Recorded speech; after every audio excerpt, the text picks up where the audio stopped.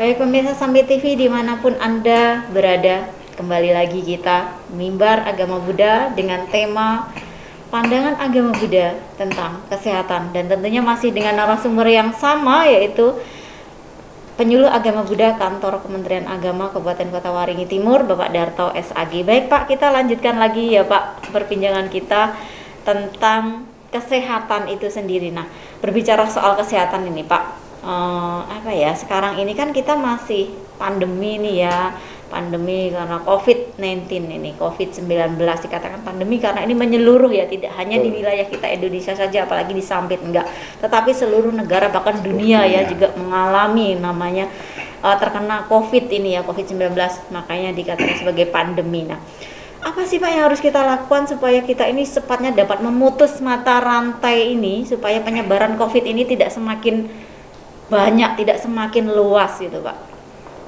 Baik, terima kasih. Sesuai pertanyaan tadi, apa yang harus kita lakukan supaya kita terhindar atau bisa memutus mata rantai penyebaran COVID?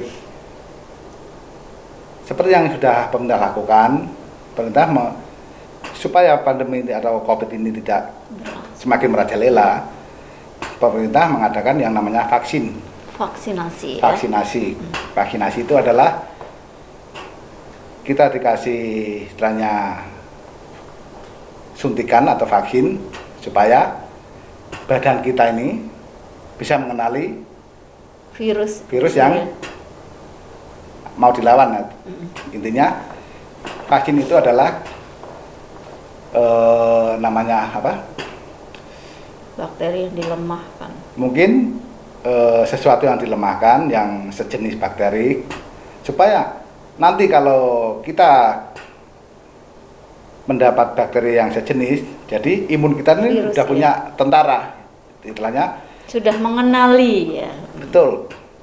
Karena mungkin kita sakit karena kalau kita katakan orang kena COVID, tapi kalau kita sudah vaksin minimal 1 atau 2 kali, maka imun kita ini sudah terbentuk.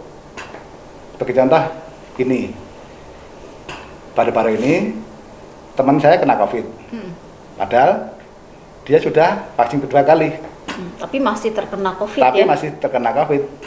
Gitu kita tanya, apa yang kamu rasakan waktu kena COVID? Dia menjawab, saya memang terkena COVID mas, tapi karena saya sudah divaksin,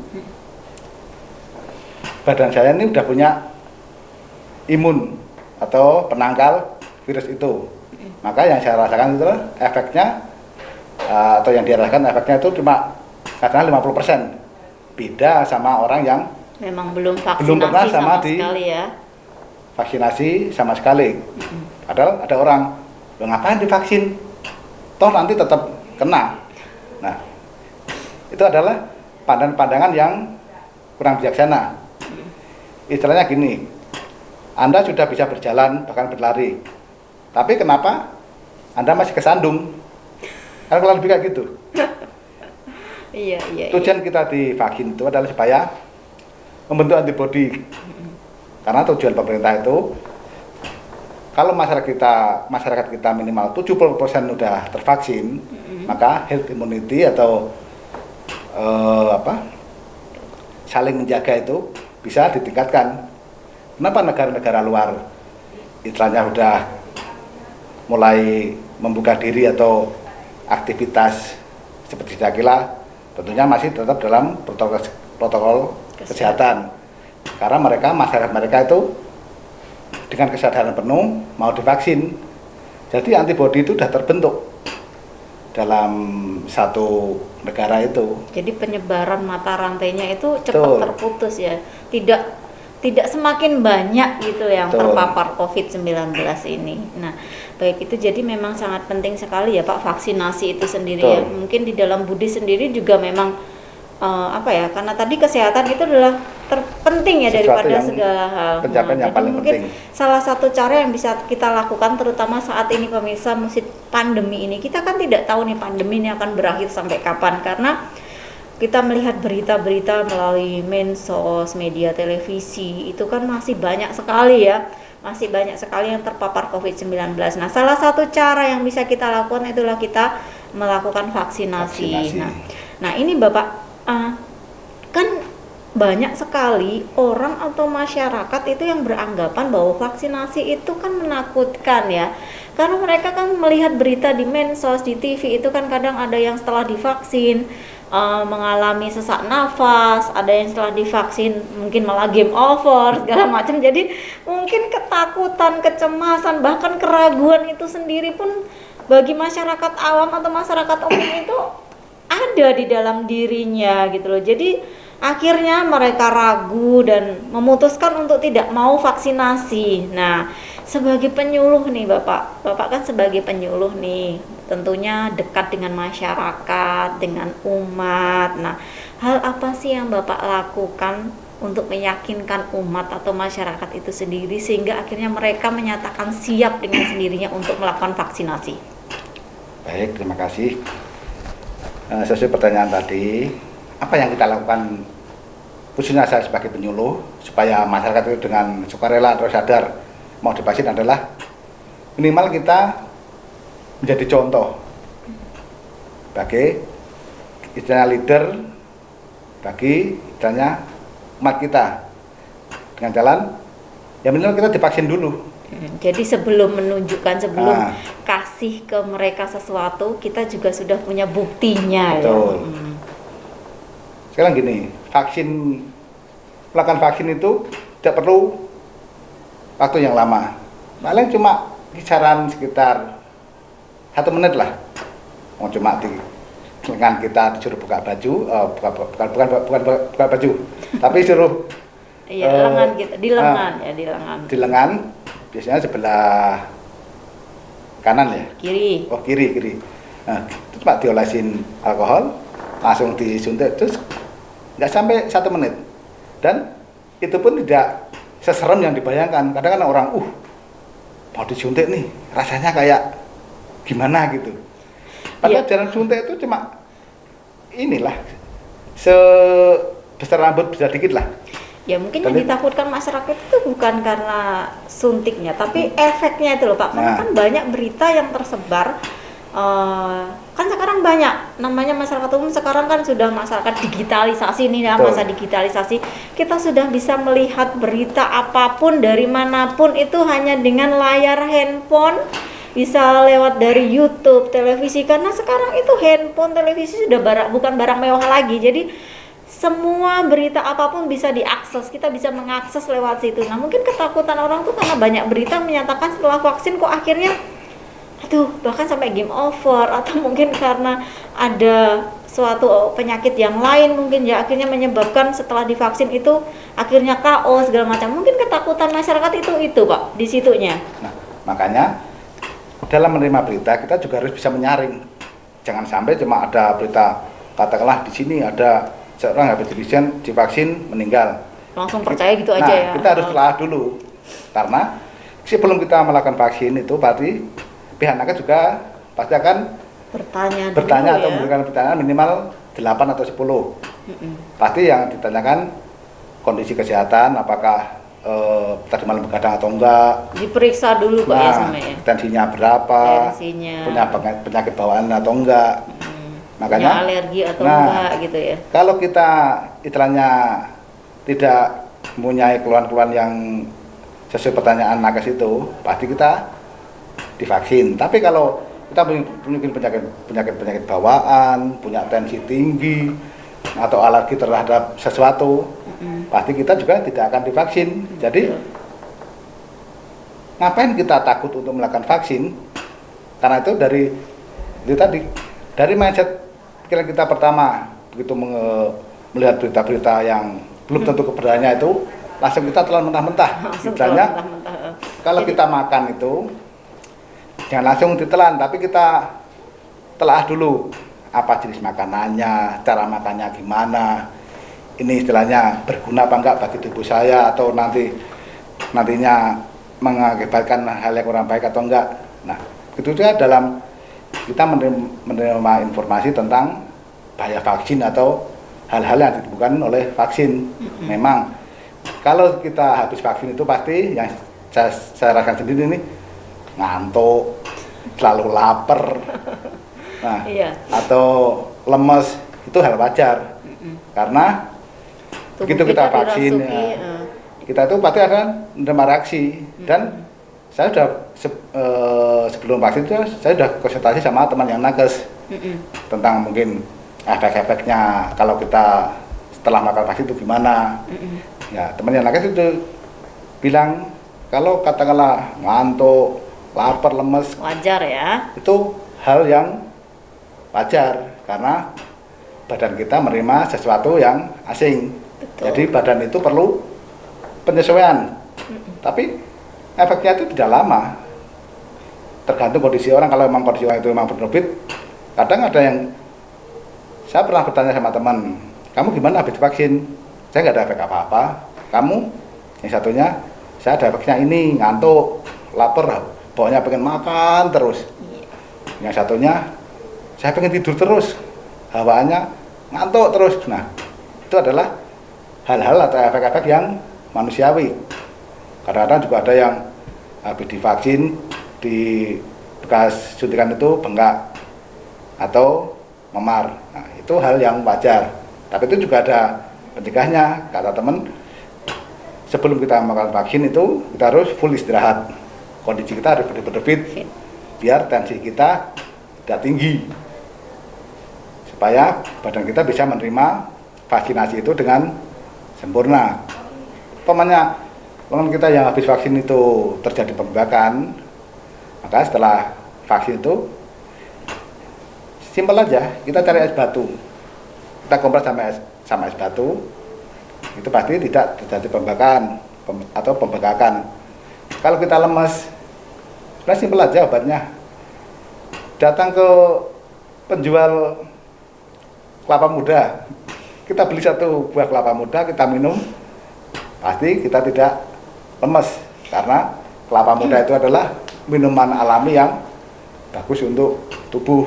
Iya, jadi memang sebetulnya vaksinasi itu sendiri juga memang, kalau saya sendiri merasakan karena saya juga sudah vaksinasi 2 kali ya Pak. Jadi memang pengalaman yang saya alami ya mungkin efek samping itu pasti ada. Pasti. Untuk vaksinasi pertama memang habis waktu itu saya KO juga sih karena memang tidak ada istirahat. Padahal sebetulnya menurut kesehatan itu, pakar kesehatan kan setelah vaksinasi atau sebelum vaksinasi pun kita juga harus fit ya, harus sehat, harus istirahat. Nah kebetulan waktu itu saya juga nggak ada istirahat, jadi mungkin drop ya, imunnya menurun, jadi akhirnya drop. Tetapi habis itu tidak ada keluhan apa-apa sih ya, mungkin waktu itu sakit sekitar berapa minggu gitulah, tetapi tetap aja berpikir positif sih. Nah, kemudian di vaksinasi yang kedua tidak ada keluhan apa-apa dan sampai detik ini juga masih sehat. Nah, berarti vaksinasi itu ketika memang kita tidak ada penyakit apapun, ya oke lah kita melakukan vaksin ya Pak ya. Jangan takut untuk melakukan vaksin. Iya, ibaratnya ini kan memang masih masa-masa pandemi ini dan salah satu cara yang bisa kita lakukan adalah kita mengikuti program pemerintah tentunya ya melalui vaksinasi ini, karena katanya nih kalau musim hujan kalau tidak mau kehujanan ya kita sedia payung. Nah jadi musim pandemi ini ketika kita tidak ingin terpapar COVID, yang paling enggak hal yang perlu kita lakukan adalah mengikuti program pemerintah yaitu vaksinasi. Nah ya memang sih vaksinasi tidak menjamin nanti kita bakalan terpapar COVID ya, tidak terpapar COVID itu tidak menjamin, tetapi kan paling enggak efeknya itu tidak terlalu parah bagi orang yang tidak vaksinasi sama sekali ya Pak ya, begitu ya. Minimal tubuh kita itu sudah punya antibody ya, radar.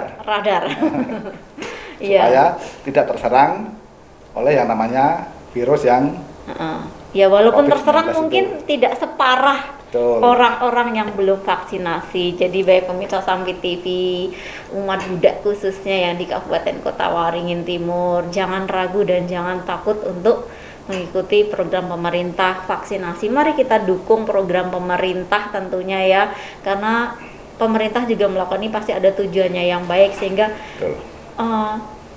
COVID ini semakin tidak merajalela tadi kata Pak Dato. Jadi kita bisa membantu pemerintah untuk memutus mata rantai penyebaran COVID-19. Baik Bapak, tiba kita saatnya di sesi kesimpulan Bapak. Mohon Bapak berkenan menyimpulkan apa yang sudah kita bicarakan hari ini, apa yang sudah kita bahas hari ini, yaitu tentang pandangan agama Buddha tentang kesehatan ya Pak. Nah, cara Buddhis bagaimana gitu. Nah, mohon Bapak menyimpulkan dari apa yang sudah dipaparkan hari ini. Baik, terima kasih. Sebagai umat Buddha, kesimpulan yang kita dari awal tadi adalah kalau kita lagi terserang sakit itu hal yang alami. Dan gimana caranya supaya kita terhindar dari penyakit? Tentunya adalah dengan minimal pola hidup yang benar, cukup istirahat, asupan gizi yang mencukupi, itu supaya kita tidak terserang penyakit. Terus bagaimana kalau kita sakit? Ya tentunya kalau kita sakit ya datang ke dokter, bukan datang ke yang lain. Itu kalau kita sakit. Terus masalah mengenai pandemi, gimana caranya kalau supaya kita terhindar dari COVID? Ya tentunya mengikuti program pemerintah dengan jalan vaksinasi tadi. Kita sebagai pemuka atau saya sebagai penyuluh, sebelum saya ngomong ke umat masalah vaksin dan segala macam, efeknya vaksin segala macam, saya harus, kalau di Buddha itu ehipasiko, membuktikan dulu minimal saya sudah divaksin 1 atau 2. Dan tentunya kalau kita vaksin, sekarang udah ada namanya kartu vaksin.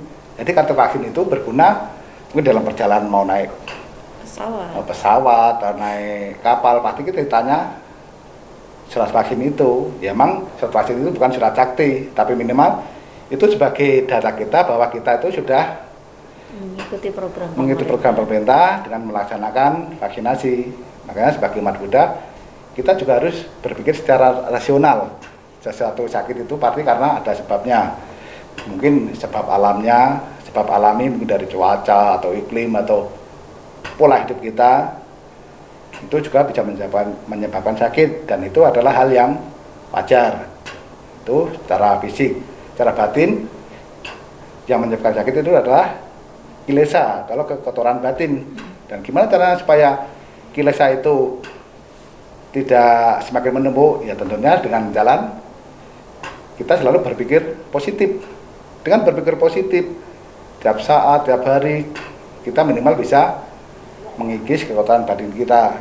Memang kekotoran batin itu tidak bisa dihilangkan karena kita masih belum mencapai pencerahan seperti para arahat, tapi minimal dengan kita berpikir positif, batin kita juga akan ikut menjadi bersih, karena kilesa-kilesa itu seminimal mungkin kita netralisir atau kita kikis. Intinya sebagai umat Buddha, kita harus berpikir rasional. Kalau kita sakit harus pergi ke dokter supaya kita tidak sakit. Jaga pola makan atau pola hidup. Intinya sesuatu di agama Buddha itu harus seimbang. Ada saatnya kerja, ada saatnya untuk berolahraga, dan ada saatnya supaya menunjang semua itu harus tentunya dengan niat yang kuat. Jangan mentang-mentang punya, misalnya punya uang atau punya jabatan, kita mikir tenang saja, nanti kalau saya sakit saya kan punya banyak uang. Ya kalau uangnya itu cukup untuk berobat. Kalau uangnya tidak cukup berobat, ya apa boleh buat. Maka di sini juga Buddha juga mengatakan bahwa perolehan yang paling tinggi itu adalah kesehatan, karena itu melebihi dari segala-galanya. Dengan kita sehat, kita bisa punya kesempatan untuk berbuat kebajikan yang lebih banyak pada orang lain, yang tentunya kebajikan itu akan bermanfaat bagi tentunya diri kita sendiri dan orang lain. Iya. Baik, terima kasih Bapak Darto, penyuluh agama Buddha Kantor Kementerian Agama Kabupaten Kota Waringin Timur, yang sudah berkenan meluangkan waktunya pada kesempatan hari ini berbagi pengetahuannya kepada kita semua. Pemirsa, kita telah sampai di penghujung acara. Semoga mimbar agama Buddha kali ini bisa menambah pengetahuan dan juga bermanfaat tentunya untuk kita semua, khususnya bagi umat Buddha di Sampit. Jadi sampai di sini kebersamaan kita di dalam acara Mimbar Agama Buddha. Sampai jumpa lagi pada kesempatan berikutnya dan terus saksikan Mimbar Agama Buddha tentunya di waktu yang sama setiap hari Rabu pukul 19.00 dan hanya di Sampit TV, bersatu untuk maju. Terima kasih, salam sehat dan Namo Buddhaya. Namo Buddhaya. Ya, Namo Anu Buddhana Pak Darto sudah meluangkan waktunya hari ini ya.